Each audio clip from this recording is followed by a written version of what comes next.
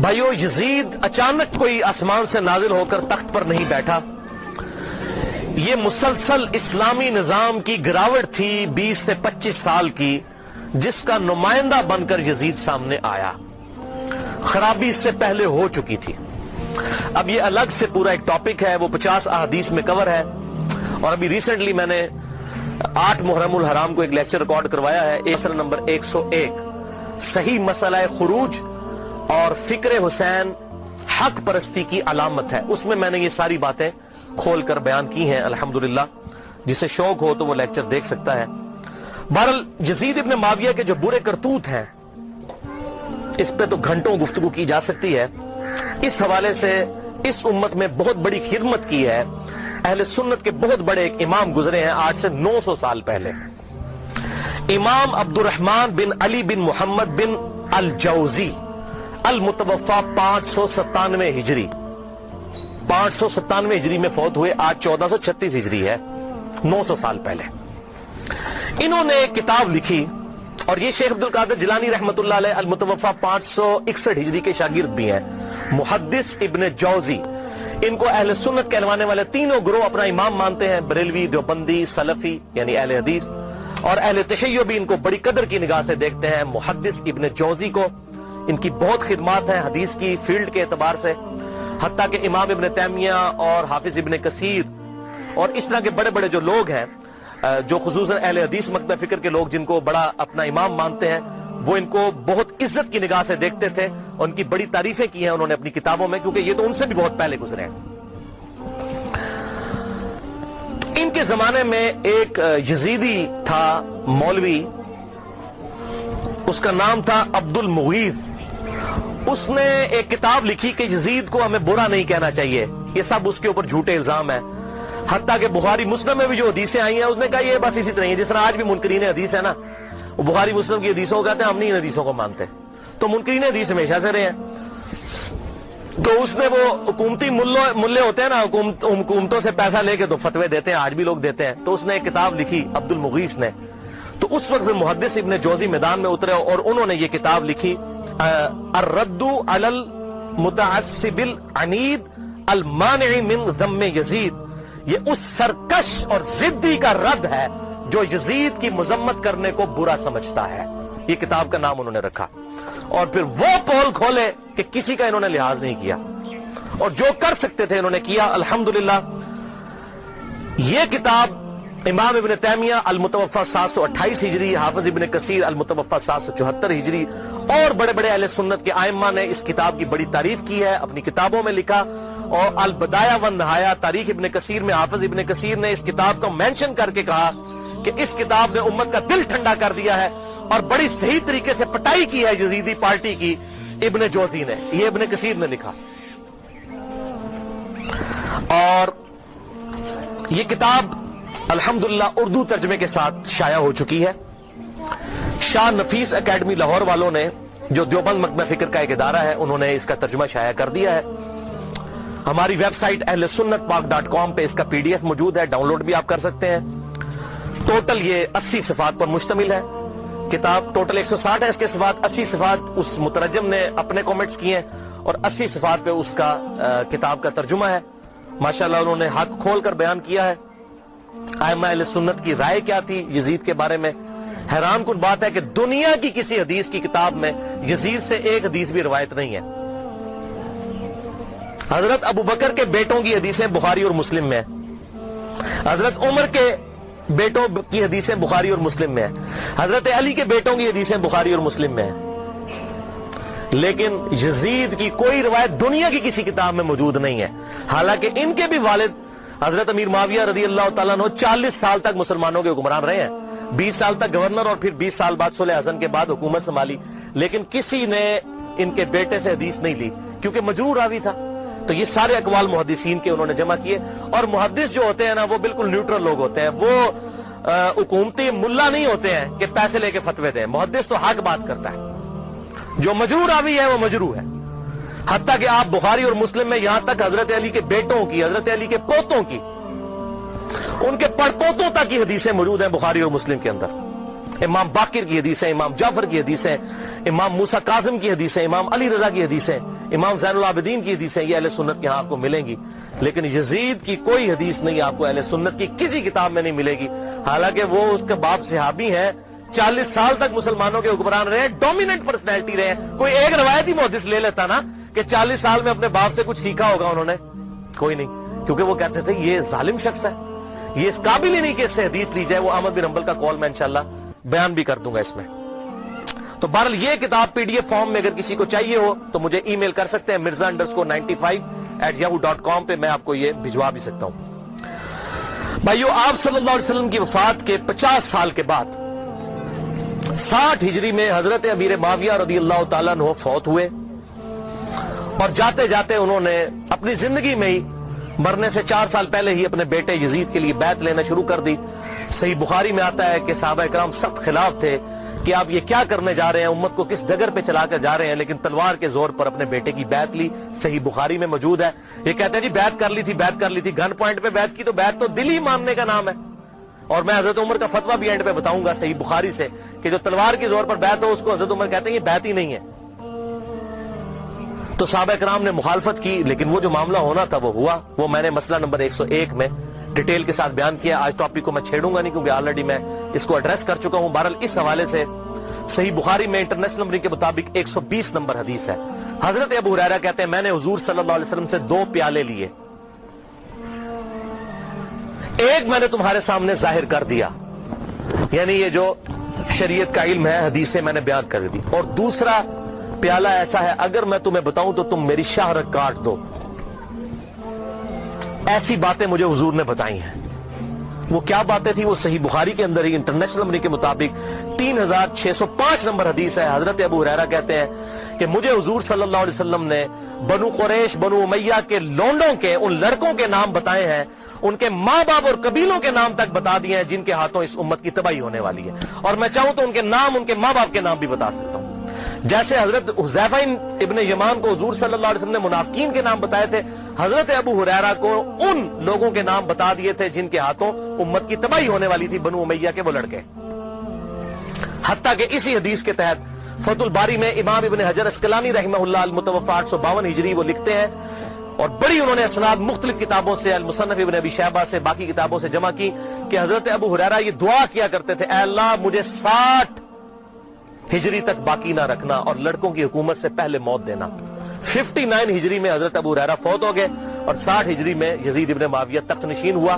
اور اس میں ایک مرفوع حدیث ہے انٹرنیشنل نمبر کے مطابق مسند امام احمد میں 8302 اور مشکات میں بھی 3716 کہ آپ صلی اللہ علیہ وسلم نے فرمایا 70 کی دہائی کے آغاز سے اللہ کی پناہ طلب کرو اور نوجوان لڑکوں کی حکومت سے اللہ کی پناہ طلب کرو. 70 کی دہائی کا آغاز یعنی 61 ہجری، اور واقعہ کربلا 61 ہجری میں ہوا ہے. تو آپ صلی اللہ علیہ وسلم نے اپنی امت کو اس حوالے سے خبریں دی تھیں کہ آپ صلی اللہ علیہ وسلم کی وفات کے بعد امت کے ساتھ کیا سلوک ہونے والا ہے. تو اس کے ظلم کی داستان بہت طویل ہے. یہاں پر میں اس کے 3 بڑے بڑے سیاہ کارنامے ذکر کروں گا احادیث کی کتابوں سے، تاریخ نہیں. اگر تاریخ میں نے بتایا تاریخ میں اگر 10 باتیں یزید کے حق میں ہے نا تو 1000 اس کے خلاف ہیں. لیکن کیا کرتے ہیں یہ حکومتی ملے، اور چند ایک باتیں نقل کر کے تو پھر دفاع کرنے کا کوشش کرتے ہیں، اور پھر کتابوں پہ پابندی لگ جاتی ہے. وہ جو جھوٹی کتاب صلاح الدین یوسف صاحب نے لکھی ہے گورنمنٹ نے پابندی لگا دی، کوئی حدیث نقل نہیں کی ہے، بلکہ ساری تاریخی روایتیں نقل کی ہیں. اور وہیں پر لکھا ہوا ہے کہ یزید کی فوجوں نے واقعہ حرہ میں 1000 صحابیات اور تابعیات کے ساتھ زنا کیا اور وہ حاملہ ہو گئیں، اور 3 دن تک مسجد نبی میں گھوڑے باندھ کر رکھے، اور مسجد نبی میں نماز نہیں ہوئی ہے. لیکن صلاح الدین یوسف صاحب کی رگ نہیں پڑکی کہ میں یہ حق لوگوں کو بتاؤں. ابن کثیر سے، اس ابن کثیر سے اپنی مطلب کی باتیں نقل کی. وہ بتا رہا ہوں 10 باتیں نقل کی، 1000 اس کے خلاف لکھی ہوئی ہیں. لیکن جب کوئی بندہ بےایمانی پہ اتر آئے تو اس کا تو کوئی علاج نہیں ہے. لہذا میں تاریخ کو کرتا ہوں سائڈ پہ، میں صرف آپ کو احادیث سے حوالے دوں گا جس کے سامنے اب سارے خاموش ہو چکے ہیں. جب سے یہ میری یہ پمفلٹ آئے ہیں، یہ واقعہ کربلا کا حقیقی پس منظر 50 صحیح الاسناد احادیث کی روشنی میں، یہ والا پمفلٹ، اور یہ رافضیت، ناسبیت اور یزیدیت کا تحقیقی جائزہ، یہ پمفلٹ میں نے ڈاکٹر ذاکر نائک کے خلاف لکھا تھا، انگلش کے اندر بھی، اردو کے اندر بھی. اور ان کے ہم نے شاگرد پاکستان آئے، ان کے ہاتھ میں یہ پمفلٹ پکڑائے کہ خدا کے لیے کہ آپ یہ کون سی وہ امام غزالی کی لکھی ہوئی تاریخ بیان کر رہے ہیں، ابن تیمیہ کی لکھی ہوئی تاریخ بیان کر رہے ہیں. خدا کے لیے حدیث کی کتابیں پڑھیں، بخاری اور مسلم پڑھیں، یا تو بخاری اور مسلم کو غلط کہہ دیں، منکرین حدیث بن جائیں، یہ تاریخیں تو حکمرانوں نے لکھوائی ہوئی ہیں. بادب با ملاحظہ ہوشیار لکھو ہم بڑے سخی تھے, ہم یہ تھے وہ تھے. تاریخیں تو حکمرانوں کی لکھوائی ہوئی ہیں. حدیثیں ہیں, یہ ہیں ایماندار لوگ محدثین, یہ ہیں اصل اہل حدیث اہل سنت جنہوں نے حق بات امت کو بتائی. ان کو فالو کریں. تو دین جب محدثین سے لیا تو اس طرح کی باتیں محدثین سے لینی ہے. اتھینٹسٹی تو محدثین کی ہے نہ کہ ان لوگوں کی ہے. تو اس حوالے سے یہ بات آپ سمجھ لیجئے. 3 سیاہ کارنامے یزید کے.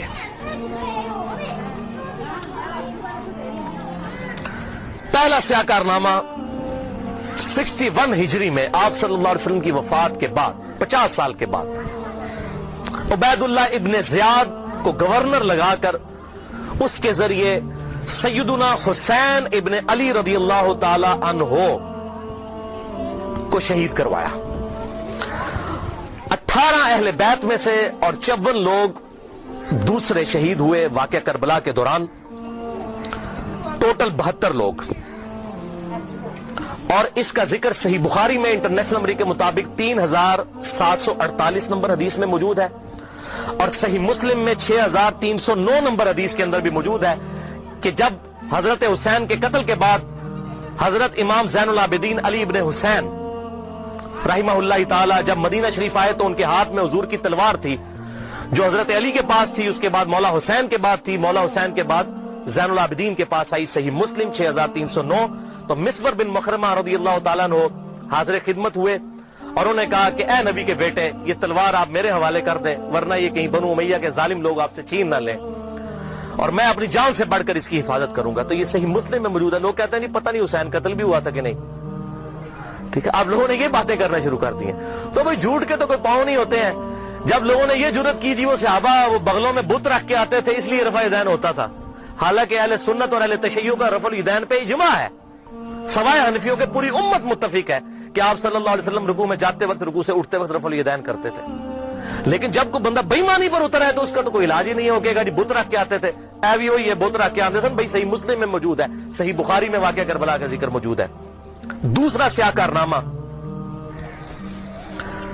اور ادھر میں یہ بات کر دوں, بعض لوگ کہتے ہیں حضرت حسین جو ہے وہ یزید کی بیعت کے لیے جا رہے تھے اور انہوں نے کہا میری 3 شرائط ہیں, یا تو مجھے اجازت دو میں یزید کے ہاتھوں میں ہاتھ دے دوں, یا مجھے کسی مسلمان سرحد پر بھیج دو, یا مجھے واپس جانے دو. خدا کے لیے بھائی یہ بات ہوتی تو بنو امیہ نے لوڑیاں ڈالنی تھی کہ حضرت امیر معاویہ رضی اللہ تعالیٰ عنہ پوری زندگی حضرت حسین سے وہ بیعت نہیں لے سکے اپنے بیٹے کے لیے جو انہوں نے اپنی وفات سے 4 سال پہلے لینا شروع کر دی تھی. اور یہ عبید اللہ ابن زیاد نے حضرت حسین کو اگر منوا لیا تھا تو اس کو تو سونے میں تولنا تھا یزید نے کہ بھی آپ نے بڑا کارنامہ کیا. کدھر یہ جھوٹ ہے. انصاب الاشراف کتاب سے یہ پیش کرتے ہیں, شیخ زبیر لیزئی صاحب نے پوری تحقیق لکھی ہے کہ یہ کتاب ہی ثابت نہیں صحیح سند کے ساتھ, اور اس کتاب میں تو ایسی ایسی حدیثیں ہیں کہ کئی صحابہ کا ایمان ہی ثابت نہیں ہوگا اگر اس کتاب کو انصاب الاشراف کو پیش کریں. اور یہ جو روایت ہے وہ روایت بھی منقطع ہے. حلال بن صاف یہ بیان کرتے ہیں ان کا واقعہ کربلا میں ہونا ثابت نہیں ہے, اور منقطع روایت کوئی حجت نہیں ہوتی ہے. تو یہ کتاب بھی ثابت نہیں, بالکل جھوٹ ہے. پوری امت بیعت کر لیتی, حضرت حسین بیعت نہ کرتے اس وقت تک ان کو سکون نہ آتا. کیوں؟ حسین کا بیعت کرنے کا مطلب تھا کہ آل محمد نے بنو امیہ کی بدماش حکومت کو اسلامی حکومت تسلیم کر لیا ہے. اس لیے آپ دیکھیں ایک حسین نے بیعت نہ کی تو یار کیا ہوا, کوئی فرق نہیں پڑتا, چھوڑ دو. حضرت سعد ابن عبادہ نے بخاری مسلم میں آتا ہے کہ حضرت ابوبکر و عمر کی بیعت نہیں کی تو کیا حضرت ابوبکر نے ان کو قتل کروا دیا تھا؟ نہیں. 6 مہینے تک حضرت علی نے بھی بیعت نہیں کی, بخاری اور مسلم میں آتا ہے, کیا قتل کروا دیا؟ تو یہ بات کرنا بڑا آسان ہوتا ہے, ایسے معاملات ہوتے نہیں ہیں. حق بات وہی ہے جو کتابوں کے اندر لکھی ہے, باقی لوگ جتنی باتیں کرتے رہے وہ سب جھوٹی کہانیاں ہوتی ہیں. تو یہ دوسرا سیاہ کارنامہ یہ تھا کہ جب حضرت حسین کو شہید کیا گیا تو ظاہر امت میں کوہرام مچ گیا. تو جن لوگوں نے تلوار کے زور پر بیعت کی ہوئی تھی, دبے ہوئے تھے, وہ بھی میدان میں اترے. انہوں نے کہا کہ ہم یزید ابن معاویہ کی بیعت توڑ کے اس کو پھینک دیتے ہیں. سب سے پہلے اہل مدینہ نے بغاوت کی, اور صحیح مسلم میں کتاب الامارہ چیپٹر میں موجود ہے یہ چیز, امارت کے بیان والے چیپٹر میں صحیح مسلم کے اندر. اور جب بیعت توڑی تو ظاہر ہے کہ پھر یزید کو غصہ آیا, اس نے پھر فوج اپنی بھجوائی اور اس نے اہل مدینہ کے اوپر جو ہے وہ چڑھائی کر دی. 3 دن تک مدینہ تو رسول کو حلال ٹھہرا لیا کہ وہ حضرت عثمان غنی رضی اللہ تعالیٰ عنہ جنہوں نے شہادت گوارا کر لی لیکن مدینے میں اپنے دفاع میں تلوار نہیں اٹھنے دی کہ مدینہ تو رسول میں میری وجہ سے خون نہ گرے. اس یزید ظالم شخص نے مدینے پر حملہ کروایا اور قتل عام مسلمانوں کا کروایا. صحیح بخاری میں کتنی حدیثیں میں ان کے حوالے دے دیتا ہوں. صحیح بخاری میں 2604, 2959, 4024, 4906 یہ صحیح بخاری میں ہے. صحابہ کا قتل عام کروایا. یہ کہتے ہیں صحابہ کے گستاخ, اور جنہوں نے چمچے ہونے سب تو بڑے گستاخ او جے صحابہ تھے جنہوں نے صحابہ نو قتل کیتا جے. گالی دینا سے چھوٹا جرم ہے, قتل کروانا بڑا جرم ہے. اور گالی بھی میں نے بتا دیا انہوں نے شروع کروائی ہوئی ہے. یہ ساری بدعتیں بنو امیہ کی شروع کی ہوئی ہیں, ممبروں پر حضرت علی پر لعنت کرنا اور صحابہ کو قتل کرنا. اور صحیح مسلم میں 3339, 3319, 3323 سے لے کر 3333 تک یہ 15-20 احادیث ہیں جن کا لب لباب یہ ہے کہ آپ صلی اللہ علیہ وسلم نے ارشاد فرمایا جس نے اہل مدینہ کو ڈرایا, اہل مدینہ کو دھمکایا یا مدینہ میں بدعت کو جاری کیا, مدینے والوں پر ظلم کیا, اس پر اللہ کی لعنت, اللہ کے فرشتوں کی لعنت اور تمام لعنت کرنے والوں کی لعنت. کہتے ہیں یزید پر لعنت نہ کریں. ہم کسی کلمہ گو اہل قبلہ کے پر لعنت کے قائل نہیں ہیں. آپ صلی اللہ علیہ وسلم نے ہمیں منع کیا ہے, لیکن اس کا یہ مطلب نہیں کہ وہ لعنت کا اہل نہیں ہے. لعنت خود بخود ہو جائے گی. قرآن میں آیا لعنت اللہ علی الکاذبین, جھوٹوں پر اللہ کی لعنت. آپ میرے سامنے واضح جھوٹ بولیں, میں آپ کو لعنتی پھر بھی نہیں کہہ سکتا, حالانکہ آپ لعنت کے مستحق ہو رہے ہوں گے. جھوٹ بول کے خود بخود مستحق ہوں گے لعنت کے. اسی طریقے سے سورہ محمد کی آیت نمبر 22 اور 23 میں آتا ہے جو لوگ فساد فی الارض کرتے ہیں, زمین میں قتل نہ حق کرتے ہیں, ان پر اللہ تعالیٰ کی لعنت ہوتی ہے. تو قرآن میں لعنت آئی ہے ظالموں کے اوپر, تو ہمیں تو بھیجنے کی ضرورت ہی نہیں. خود بخود جسے فٹ اسے گفٹ, جو ایسا کام کرے گا وہ خود لعنت کا مستحق ہو جائے گا. ہم کیوں لعنت بھیجیں, وہ خود بخود لعنت کے مستحق ہو گیا. وَلِعَاذُ بِاللَّهِ تعالی. اور اسی واقعہ, اس کو واقعہ حرہ کہتے ہیں, جس میں اہل مدینہ کو لوٹا گیا. اور یہاں تک کہ حافظ ابن کثیر جو آخری درجے تک اہل شام کا دفاع کرتے ہیں, لیکن یہاں پر وہ بھی تڑپ اٹھے اور انہوں نے کہا کہ یہ یزید نے جو ظلم ڈھایا, 1000 صحابیات اور تابعیات بغیر شادی کے حاملہ ٹھہری, زنا کیا یزید کی فوجوں نے. 3 دن تک مسجد نبوی میں گھوڑے باندھے وہاں پر پیشاب کرتے رہے اور مسجد نبوی میں نماز نہیں ہوئی. اور حتیٰ کہ پھر حافظ ابن کثیر تڑپ اٹھے جب مختار سخوی نے 22,000 قاتلین حسین کو ایک ایک لسٹ بنا کر قتل کیا, تو ابن کثیر کہتے ہیں کہ اس نے مسلمانوں کے دل ٹھنڈے کر دیے. ایک تو توابون کھڑے ہوئے 4000 کے قریب, لیکن وہ عبید اللہ ابن زیاد کا مقابلہ نہیں کر سکے. بعد میں مختار سخوی نے جس طریقے سے ان کو قتل کیا جو حضرت حسین کے خلاف کھڑے ہوئے تھے, اور آپ دیکھیں اس کا سرغنہ کون تھا, عمر ابن سعد ابن ابی وقاص, جنتی صحابی کا بیٹا. حضرت نوح علیہ السلام پیغمبر سے بیٹا کیا نکلا, کافر. کہتے نہیں صحابہ کی اولاد, اور بھئی نبی کی اولاد سے بڑھ کر کون ہو سکتا ہے, حضرت نوح کا بیٹا کافر. تو اس کی وجہ سے حضرت نوح کو تو کوئی لعن طعن نہیں کر سکتا. اسی طریقے سے عمر ابن سعد, جیسے سعد ابن ابی وقاص جنتی صحابی ہیں. ایک مجلس میں جن 10 صحابہ کو بشارت ملی ان میں یہ بھی شامل ہے, اور آخری وقت تک یہ حق کی آواز بلند کرتے رہے الحمدللہ. اب سعد ابن ابی وقاص میں صرف بیان کروں کس طرح وہ حضرت علی کے فضائل امیر معاویہ کے دور میں بیان کرتے تھے اور ڈنکے کی چوٹ پہ کرتے تھے, اور جو لوگ حضرت علی پر لعنت کرتے تھے ان کے وہ خلاف کھڑے ہوتے تھے. یہ پورا ایک ٹاپک ہے بخاری اور مسلم کے اندر, جو کبھی ٹائم ملا تو میں انشاءاللہ بیان کروں گا. لیکن بیٹا آگے دیکھیں کیا نکلا. اسی واقعہ حرہ پر امام احمد بن حنبل رحمۃ اللہ علیہ کا قول صحیح سند کے ساتھ اسی ابن جوزی کی کتاب میں موجود ہے, صفحہ نمبر 40 پہ, جو عربی میں نسخہ ہے, اردو میں آپ کو مل جائے گا. یہ امام احمد بن حنبل سے ان کے شاگرد نے پوچھا یزید ابن معاویہ کے بارے میں کہ کیا یزید ابن معاویہ کے بارے میں آپ کا کیا خیال ہے. یہ اب میں آپ کو بتانے لگوں کہ اہل حدیث کا کیا موقف تھا. سب سے بڑے اہل حدیث اہل سنت امام احمد بن حنبل المتوفا 241 ہجری, جو اہل سنت کے بڑے ائمہ ہیں, بخاری اور مسلم کے استاد ہیں. اور وہ کیا کہہ رہے ہیں, آپ حدیث میں کس کو لیتے ہیں کہ جی کس راوی پر بحث کرنی ہے, آپ کہتے ہیں یہ فلاں محدث اس کو ضعیف کہتا ہے. اب یہ سب سے بڑا امام اہل سنت کا کیا کہہ رہا ہے, وہ کہتے ہیں کہ یزید وہی ہے جس نے مدینے والوں کے ساتھ وہ کرتوت کیے جو اس نے کیے. شاگرد نے پوچھا یزید نے کیا کیا تھا. احمد بن حنبل نے فرمایا اس نے مدینے والوں کو لوٹا تھا. شاگرد نے پوچھا کیا ہم یزید سے حدیث بیان کر سکتے ہیں. احمد بن حنبل نے فرمایا یزید سے حدیث مت بیان کرو, اور کسی کے لیے یہ حلال ہی نہیں ہے کہ وہ یزید سے ایک حدیث بھی بیان کرے. پھر شاگرد نے پوچھا کہ جب یزید نے یہ حرکتیں کی تھیں تو کن لوگوں نے یزید کا ساتھ دیا تھا. تو احمد بن حنبل نے فرمایا اہل شام نے. یہ شامیوں نے یہ غلط کام کیا تھا جو یزید کے ساتھ مل کر اہل بیت کے ساتھ اور اہل مدینہ کے ساتھ ظلم ان پر ڈھایا تھا. یہ دوسرا کارنامہ. اور تیسرا سیاہ کارنامہ 64 ہجری میں اسی دوران حضرت عبداللہ ابن زبیر رضی اللہ تعالیٰ عنہ، یہ وہ صحابی ہیں جن کے بارے میں صحیح بخاری میں آتا ہے جب مسلمان ہجرت کر کے مدینہ شریف آئے تو یہودیوں نے کہا ہم نے مسلمانوں پر بندش کر دی ہے، ان کے گھر اب اولاد نہیں ہوگی. تو سب سے پہلے بیٹا پیدا ہوا حضرت ابو بکر کا نواسا عبداللہ ابن زبیر. حضرت عائشہ کی جو بہن تھی اسما بنت ابی بکر، ان کا بیٹا عبداللہ ابن زبیر.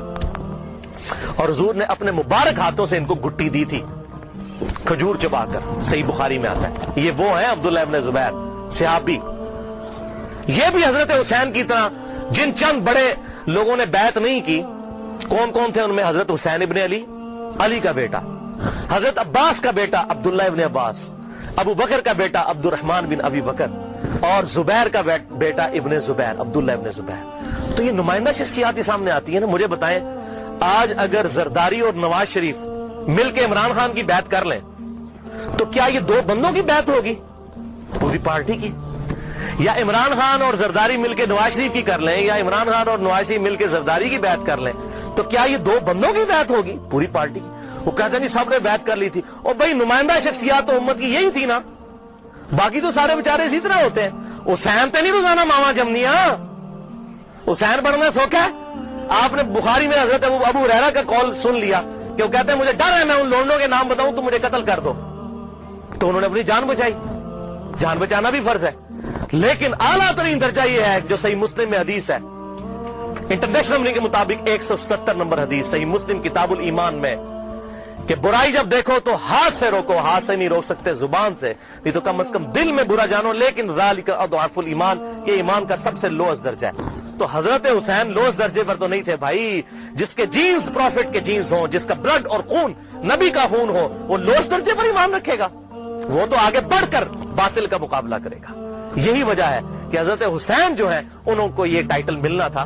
اور یہ بھی آپ بات یاد رکھیں، حضرت حسین نے حضور کی زندگی میں کیا کارنامہ کیا ہے؟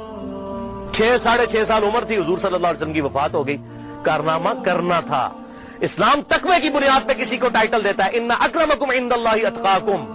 حضرت حسین نے کون سا کارنامہ کیا تھا؟ کارنامہ بھائی کرنا تھا.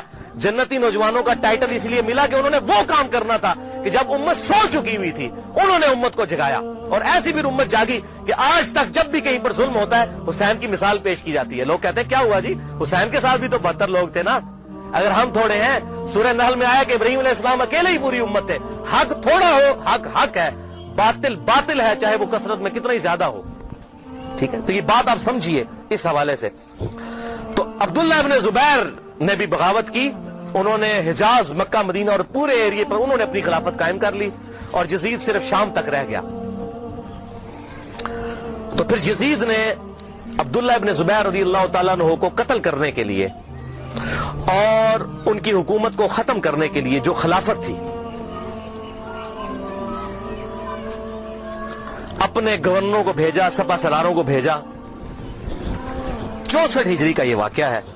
اور یہ صحیح مسلم میں انٹرنیشنل نمبر کے مطابق 3245 صحیح مسلم 3245 نمبر حدیث ہے کہ ابن زبیر پر جب حملہ کیا اس دوران خانہ کعبہ کو منجنیق سے پتھراؤ کیا گیا، غلاف کعبہ بھی جل گیا. 3245 صحیح مسلم.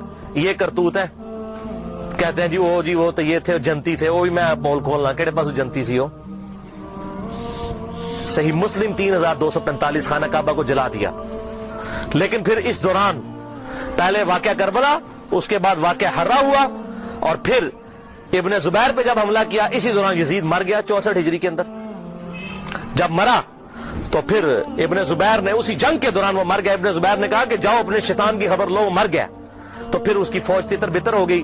پھر 9 سال تک خلیفہ رہے اس پورے ایریے کے اوپر عبداللہ ابن زبیر. پھر جب عبد الملک بن مروان کے مرنے کے بعد بنا، اس نے پھر حجاج ابن یوسف کو بھیجا. پھر دوبارہ خانہ کعبہ پر حملہ ہوا، اور وہ بھی صحیح مسلم 6496 نمبر حدیث میں موجود ہے. پھر ابن زبیر کو حجاج ابن یوسف نے، جو اسی بنو امیہ کی باقیات تھی، اس نے قتل کر کے خانہ کعبے کے دروازے پہ ان کی لاش، صحابی رسول کی لاش لٹکائی 1 ہفتے تک کے لیے. صحیح مسلم 6496.